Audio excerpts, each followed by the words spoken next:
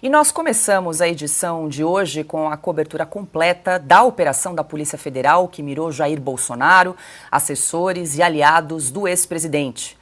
Todos são investigados por suposta tentativa de golpe de Estado e abolição do Estado Democrático de Direito.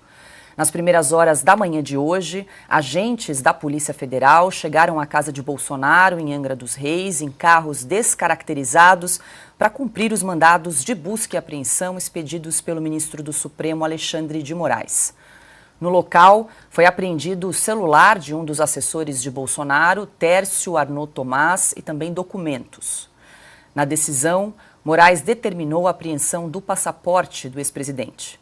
O documento estava na sede do PL, em Brasília, onde os agentes cumpriam um mandado de busca e apreensão.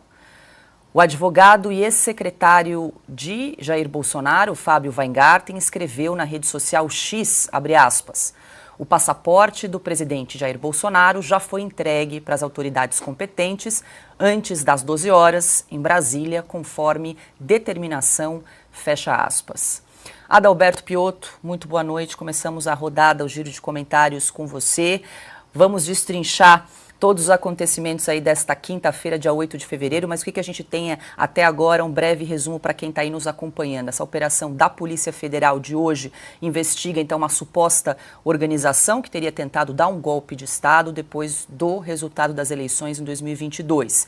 Foram cumpridos hoje pela Polícia Federal 33 mandados de busca e apreensão e 4 ordens de prisão. Quem foi preso hoje, até agora? Felipe Martins, ex-assessor de Jair Bolsonaro, Marcelo Câmara, coronel do Exército, Rafael Martins de Oliveira, major do Exército, e tem também uma ordem de prisão contra o coronel Bernardo Correa Neto, que não foi detido porque está nos Estados Unidos. Um dos alvos foi o ex-presidente Jair Bolsonaro, que teve o passaporte apreendido, como vimos agora, e a gente vai detalhar aí todo esse caso ao longo do programa, mas quero te ouvir, quero começar perguntando aí as suas primeiras impressões sobre essa operação da Polícia Federal que ocorreu por ordem do ministro Alexandre de Moraes. Paula, boa noite. Caute, boa noite. Mestre Augusto. Daqui a pouco Constantino também está conosco. A todos vocês que nos acompanham, sejam muito bem-vindos aqui. Estávamos todos preocupados de voltar ao sinal, agora também voltou aqui, mas vamos lá. Daqui a pouco eu vou fazer menção sobre o que tipo de resposta eu suponho que um país democrático e os democratas do país precisam dar. Mas antes vamos aos fatos. Primeiramente, o golpe que não se consumou. Na legislação americana existe o crime de conspiração. Não existe esse crime no Brasil, não existe conspiração, está lá no Código Penal brasileiro, ou na Constituição escrito crime de conspiração, não existe. Bom, mas eu nem estou chegando a esse ponto, porque os documentos todos são apócrifos, ou seja, não tem assinatura, não tem carimbo, nada disso se consumou, se é que deveria se consumar, se é que isso realmente foi levado a sério por alguém.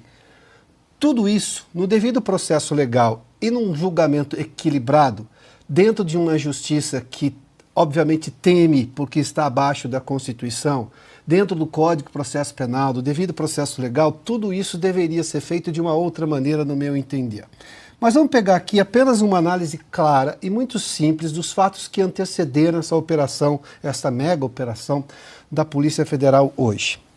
Ontem, o presidente Jair Bolsonaro, o ex-presidente, fez um evento com muito público em São Sebastião. Era a data que ele deveria prestar depoimento na Polícia Federal, na unidade da Polícia Federal lá em São Sebastião, acerca da história da baleia, da importunação da baleia.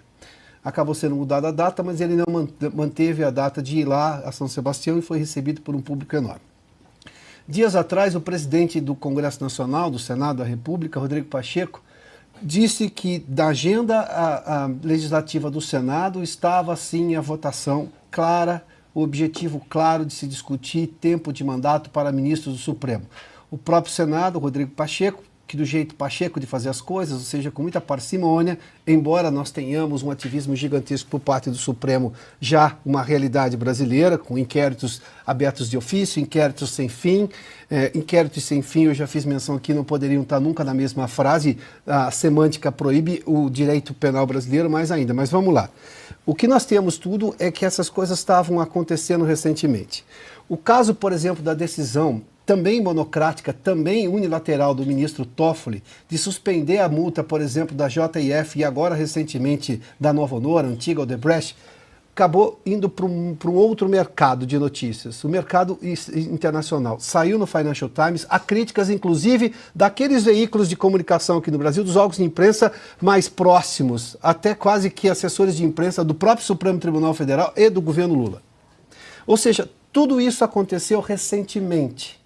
E agora sai uma operação em que cita, por exemplo, que Rodrigo Pacheco seria uma das pessoas, uma das autoridades presas nesse suposto golpe. Se essas coisas não têm nenhuma relação com a operação de hoje, é uma gigantesca coincidência. Mas, enfim, tudo isso precisa ser levado em conta. Agora, o que nós estamos tendo recentemente? Por decisão, inclusive, do ministro Alexandre de Moraes, nós tivemos busca e apreensão no gabinete de 2 parlamentares também da oposição, do maior partido de oposição, hoje a própria sede do partido. Ou seja, o presidente do partido, inclusive, até porque teria sido encontrado com ele uma arma ilegal, enfim, essas coisas todas, está preso. A informação é que mantém-se preso, não se consegue nem falar com o advogado. A pergunta que se faz é, se eu não tenho crime de conspiração na legislação brasileira um pouco mais, a minha pergunta é, os democratas do país, e falo tanto dos políticos e também de empresários, de gente do mundo corporativo, essas pessoas vão ficar silentes do que está acontecendo? Porque, de novo, este inquérito das milícias digitais, pelo que eu entendi, é onde está exatamente essa operação da Polícia Federal, é outro inquérito aberto de ofício, é outro inquérito que contém sucessivas prorrogações, a última, se não me engano, por 90 dias, datada de janeiro, se não me engano, acho que 22 de janeiro, mas agora, recentemente, dias atrás, nós estamos no começo de fevereiro. Todo esse inquérito é, de novo, daqueles inquéritos que são tratados de forma sigilosa. Os advogados reclamam a toda hora que não conseguem sequer defender seus clientes, que não têm acesso rápido a tudo que está acontecendo. No mundo do Brasil, que tem urnas eletrônicas, você tem que ir pessoalmente do Supremo para ter acesso a todos esses arquivos, ou esse inquérito, as informações do inquérito, quando conseguem ter. Há uma série de coisas que não coadunam com a lógica democrática brasileira estabelecida e pacificada desde a redemocratização e oficializada na Constituição de 1988. Daí qual será a resposta dos democratas? A gente vai falar sobre esse assunto de novo. Democratas no ponto de vista de defender apenas a institucionalização do país, apenas a democracia, apenas o Estado democrático de direito. Só isso, e o devido processo legal que faz parte de tudo isso.